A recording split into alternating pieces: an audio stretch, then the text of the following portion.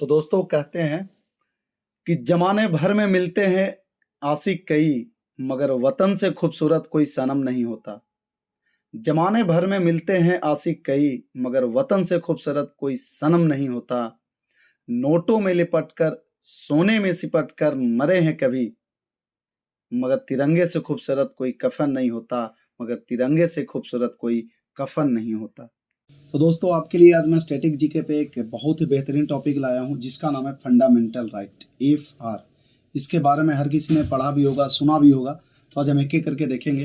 तो बेटा ये जो मौलिक अधिकार जो देख रहे हो जिसको फंडामेंटल राइट बोलते हैं, इसे संयुक्त राज्य अमेरिका के संविधान से लिया गया था। कहाँ से लिया गया है सर इसको? तो इसको लिया गया है यूएसए से।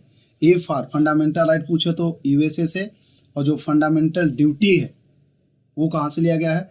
तो ये आपके लिए, चलो मैं छोड़ देता हूँ, ये आपके लिए सवाल रहेगा कि फंडामेंटल ड्यूटी कहाँ पे लिया गया है। अगर आप जवाब दे पाते हो तो ठीक है, नहीं तो फिर मेरा ऑलरेडी प्रीवियस वीडियो बना हुआ है, अब जाके वहाँ पे देख लेना, संविधान के स्रोत में आपको वहाँ से मिल जाएगा, ठीक है।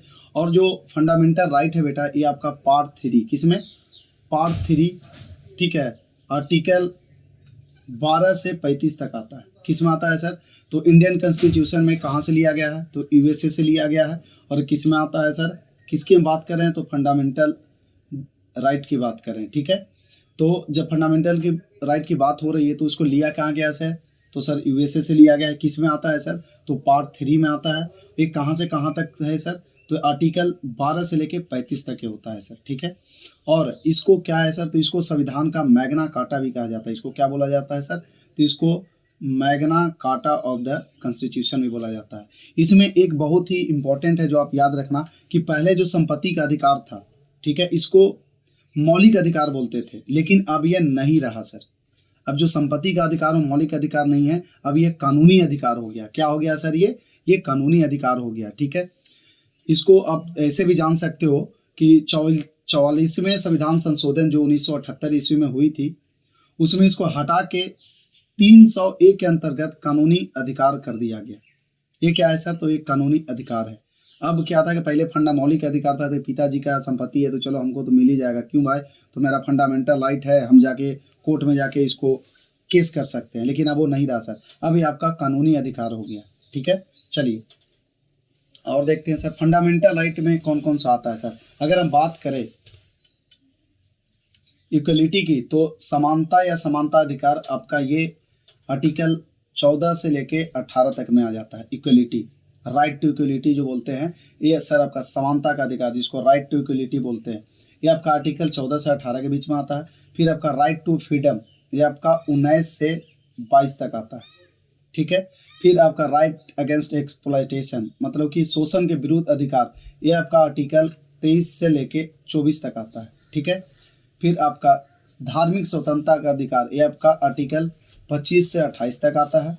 फिर आपका संस्कृति और शिक्षा संबंधी अधिकार, ये आपका अनुच्छेद 29 से 30 तक आता है। और संवैधानिक उपचारों का अधिकार, ये आपका अनुच्छेद 32 में आता है। किसमें? और मैं बता दूँ, ये जो अनुच्छेद 32 है ये अपने आप में ही एक सर मिनी पार्लियामेंट है सर, बोले तो मिनी कॉन्स्टिट्यूशन भी आप उसको बोल सकते हो। अगर आपको लगता है कभी भी कि आपका फंडामेंटल राइट का हनन हो रहा है, कोई आपका फंडामेंटल राइट के प्रति कोई दिक्कत कर रहा है, तो आप आर्टिकल 32 के अकॉर्डिंग आप सुप्रीम कोर्ट में अपील कर सकते हैं कि सर मेरा समानता का अधिकार पे प्रॉब्लम हो रहा है, सर मेरा स्वतंत्रता का अधिकार में हनन हो रहा है, सर हमको शोषण किया जा रहा है, सर हमें धार्मिक स्वतंत्रता नहीं मिल रही है, सर हमें शिक्षा नहीं दी जा रही है। ये सब कुछ भी रिलेटेड हो, आप अनुच्छेद 32 के अनुसार आप सुप्रीम कोर्ट में क्या कर सकते हो सर? आप अपील कर सकते हो, ठीक है। चलिए अब हम एक एक करके देखेंगे सर। समानता का अधिकार, राइट टू इक्वलिटी, ठीक है, ये आपका अनुच्छेद 14 से 18 तक आता है सर। ये विधि के समानता, इसके बारे में देखते क्या है। तो इसका अर्थ है सर, समानता का अधिकार का मतलब क्या हुआ? मतलब कि कानून के सामने सब एक समान है। कानून के सामने सब क्या है सर? तो कानून, all are equal before law, मतलब सारा का सारा जितने भी लोग हैं सब कानून के सामने समान है। कोई अगर राजा का बेटा है तो उसको भी वही दंड मिलेगा जो एक गरीब का बेटा है, मतलब जैसा उसका गलती रहेगा उसके अकॉर्डिंग उसको दंड दिया जाएगा। यही है बेटा आपका समानता का अधिकार, ठीक है। तथा राज्य, मतलब कानून के सामने सब एक समान है, तथा राज्य सभी व्यक्तियों के लिए एक समान समान कानून बनाएगा तथा उन पर एक समान कानून लागू करेगा। मतलब अगर ये नियम आया है कि रोड पर आपको लेफ्ट साइड चलना है, तो चाहे वो प्राइम मिनिस्टर की गाड़ी हो, चाहे नॉर्मल एक आम जनता की गाड़ी हो, वो लेफ्ट साइड ही चलेगा सर। ठीक है, ये आता है आपका समानता का अधिकार। ठीक है, फिर आता है अनुच्छेद 15 में धर्म, नस्ल, जाति, लिंग या जन्म के स्थान पर भेदभाव पर निषेध है। मतलब आप किसी से भी धर्म के आधार पे, नस्ल के आधार पे, जाति के आधार पे, लिंग के आधार पे, कोई अगर मान के चलो कि बंगाल में पैदा लिया, बिहार में पैदा लिया है, तो उसके अब जन्म के स्थान पर उसको साथ आप भेदभाव नहीं कर सकते। ठीक है, यानी राज्य के द्वारा धर्म, जाति, लिंग, नस्ल या जन्म के स्थान पर के आधार पर नागरिकों के प्रति जीवन के किसी भी क्षेत्र में भेदभाव नहीं किया जा सकता। ये आपका अनुच्छेद 15 बताता है सर। ठीक है, फिर अनुच्छेद 16 क्या है सर? तो यह लोक नियोजन के विषय में अवसर की समानता। लोक नियोजन से संबंधित विषयों में सभी नागरिकों के लिए अवसर की समानता होगी, अपवाद आरक्षण। ठीक है, कहने का मतलब हुआ कि जो अवसर जो दी जाएगी, तो सर अगर मान के चलो कोई गवर्नमेंट ने वैकेंसी निकाला है, मान के चलो कोई वैकेंसी निकाला है, तो अगर इसमें 100 सीटें है सर, तो 100 सीट सबके लिए है। इसमें सिर्फ ये आ जाएगा कि आरक्षण जो है वो किसी की, जैसे SC ST हो गया, ये सब इनको EWS वालों, इनको जो दिया जाता है एक अलग चीज़ है सर। मतलब कि पॉजिटिव डिस्क्रिमिनेशन किया जा सकता है। ठीक है, मान के चलो SC ST है तो उनको आरक्षण दिया जा सकता है, कोई EWS वाले हैं तो उनको आरक्षण दिया जा सकता है। मतलब कहने का मतलब हुआ कि उनको अवसर देना है, यानी कि अवसर छोड़ देना। ठीक है, नेक्स्ट है सर आपका अनुच्छेद 17 में अस्पृश्यता का अंत। इसके अंतर्गत अनटचेबिलिटी जिसको बोलते हैं, अनटचेबिलिटी। ठीक है, तो अनटचेबिलिटी को एक दंडनीय अपराध घोषित किया गया है। आप किसी के धर्म, जाति, रंग के आधार पर उसे छुआछूत का भेदभाव नहीं कर सकते। अगर कोई SC ST है या कोई OBC है, या मतलब किसी को भी आप अनटचेबिलिटी के अकॉर्डिंग किसी से भी आप भेदभाव नहीं कर सकते हैं, क्योंकि सर एक दंडनीय अपराध है। ठीक है, और अनुच्छेद 18 में उपाधियों का अंत, जिसको इसके अंतर्गत उपाधियों को समाप्त कर दिया गया। अब भारत का कोई भी नागरिक अपने नाम के पहले कोई भी उपाधि नहीं लगा सकता। ठीक है, पहले क्या था, तो लोग बोलते थे आप कौन सर, तो मैं लॉर्ड महात्मा गांधी। आप कौन सर, तो मैं वारेन जवाहरलाल नेहरू। ऐसे करके जो उपाधि लगाते थे, आप ऐसे कुछ नहीं लगा सकते। ये सारा उपाधि बंद हो गया। ठीक है, स्वतंत्रता से पूर्व कुछ उपलब्धियां थी, जैसे कि महाराजा, सुल्तान, बादशाह, राय बहादुर, इस तरह की सब उपलब्धियों को समाप्त कर दिया गया। किसके अकॉर्डिंग? तो अनुच्छेद 18 के अकॉर्डिंग। राष्ट्रीय पुरस्कार जैसे भारत रत्न, पद्म विभूषण, पद्म भूषण आदि लिए जा सकते हैं, पर इन्हें भी आप उपाधि के रूप में प्रयोग नहीं कर सकते। ठीक है, अपवाद में कि जैसे एजुकेशन हो गया या आर्मी के रैंक हो गया, जैसे professor Pyarelal, brigadier Bhanu Pratap Singh, doctor हाथी, तो ये सब जैसे एजुकेशन हो गया, आर्मी रैंक हो गया, ये तो बोलना पड़ेगा ही। जैसे कोई आदमी है, जैसे फौज हो गया, डिफेंस में आप रैंक लगा के बोल सकते हो। ठीक है, जैसे colonel so and so, brigadier so and so, education में प्रोफेसर दत्ता, प्रोफेसर पांडे, ऐसे करके आप बोल सकते हो, वहाँ पे आप उपाधि लगा सकते हो। ठीक है, चलो अब समानता के अधिकार में सर अनुच्छेद देख लिए, एक बार रिवाइज कर लेते। अनुच्छेद 10 क्या है, तो विधि के समक्ष समानता। अनुच्छेद 15 क्या है, तो धर्म, नस्ल, जाति, लिंग के आधार पर भेदभाव का विरोध। अनुच्छेद 16 क्या है, लोक नियोजन के विषय में अवसर की समानता। फिर आपका है अनुच्छेद 17 अनटचेबिलिटी का अंत। फिर अनुच्छेद 18 ए उपाधियों का अंत। चलिए ये देख लिए सर। अगला हम देखते हैं स्वतंत्रता का अधिकार, अनुच्छेद 19। अनुच्छेद 19 के अंतर्गत वर्तमान समय में हमें कुल 6 स्वतंत्रता के अधिकार हैं, पर मूल संविधान में 7 तरह की स्वतंत्रता का उल्लेख था। पहले क्या था, टोटल 7 था, लेकिन अभी फिलहाल कितना हो गया सर, प्रेजेंट में कितना है, तो सर प्रेजेंट में 6 है। कितने हैं सर, 6 हैं। प्रीवियस में क्या था आपका, प्रीवियस में 7 था। ठीक है, लेकिन आपको वर्तमान में 6 वाला याद रखना। ठीक है, कि कुल 6 स्वतंत्रता के अधिकार है। फिलहाल अगर आपसे कोई पूछे तो आप क्या बोलोगे सर, कुल 6 स्वतंत्रता का अधिकार है, जिसमें से बोलने की स्वतंत्रता, सभा करने की स्वतंत्रता, सब ABC में आया हुआ है। 19 का A में है बोलने की स्वतंत्रता, 19 का B में है सभा करने की स्वतंत्रता, 19C में है संगठन बनाने की स्वतंत्रता, 19D में है देश में कहीं पर भी आवागमन करने की स्वतंत्रता, 19E में है किसी भी क्षेत्र में निवास करने और बसने की स्वतंत्रता। फिर जी में है व्यापार करने की स्वतंत्रता। अब एक जो था आपका संपत्ति का अधिकार, ये आपका नहीं रहा, ये आपको हटा दिया गया है। ये आपका कहाँ पे चला गया है, तो सर आर्टिकल 300A में चला गया है, जो मैं आपको फर्स्ट में ही बताया था। यहाँ पे याद करो, आप देखो ये बताया था ना संपत्ति का अधिकार, इसको यहाँ से हटा के मतलब फंडा मौलिक अधिकार जो था पहले 19 का F में जो था, इसको हटा दिया गया है।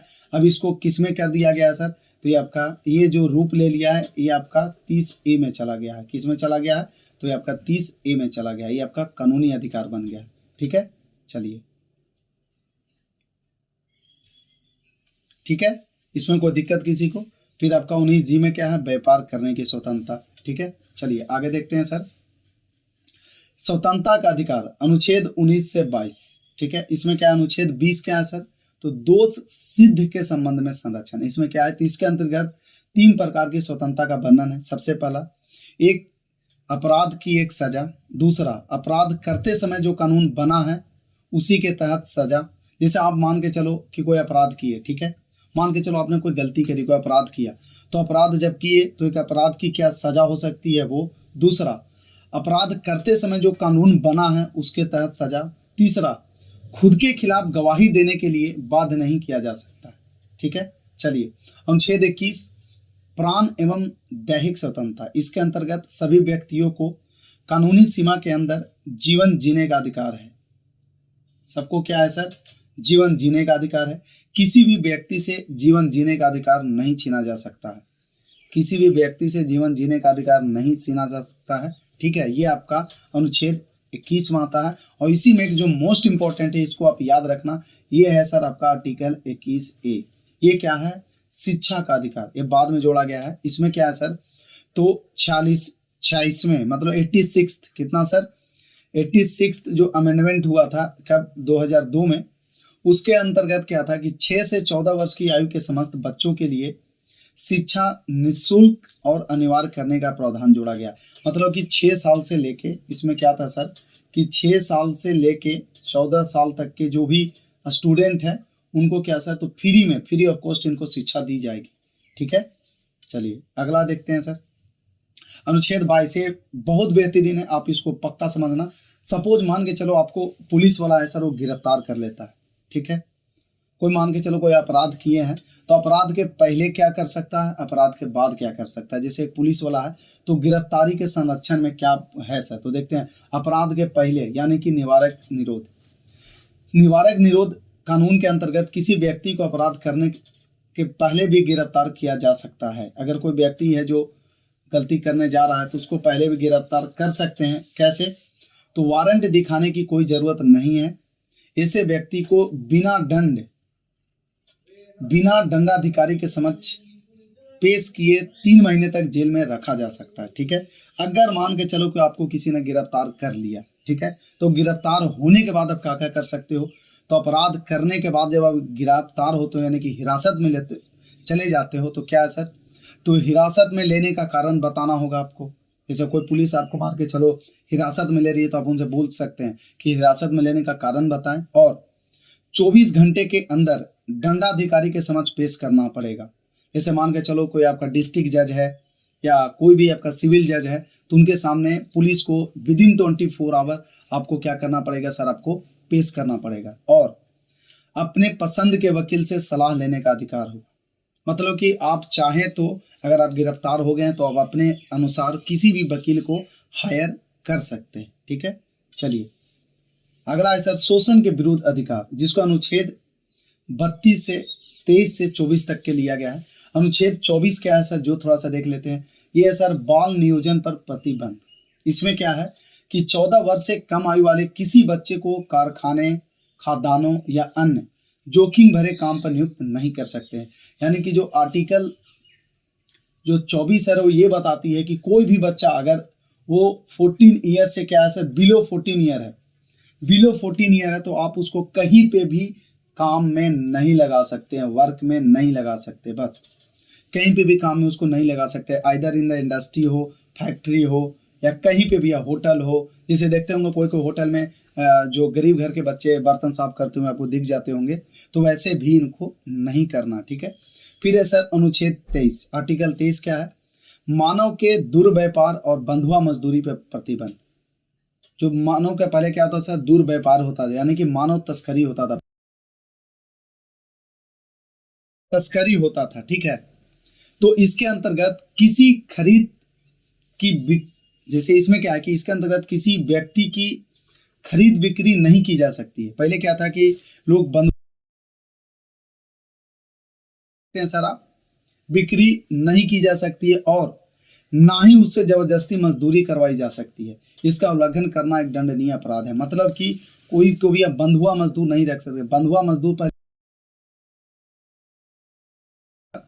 आप जो उसको बोलोगे वही आपको करेगा, जो आप उसको कहोगे भाई ये करना तो वो करेगा, ये करना, ये नहीं करना तो नहीं करना। मतलब कि वो आपसे बंध गया, मतलब उसको बांध के रखे हुए, तभी उसको बंधुआ मजदूर था। ये सारा जो बंधुआ मजदूर था या फिर मानव का तस्करी जो होता था, ये सारा क्या हुआ सर, ये बंद हो गया अकॉर्डिंग टू आर्टिकल 23।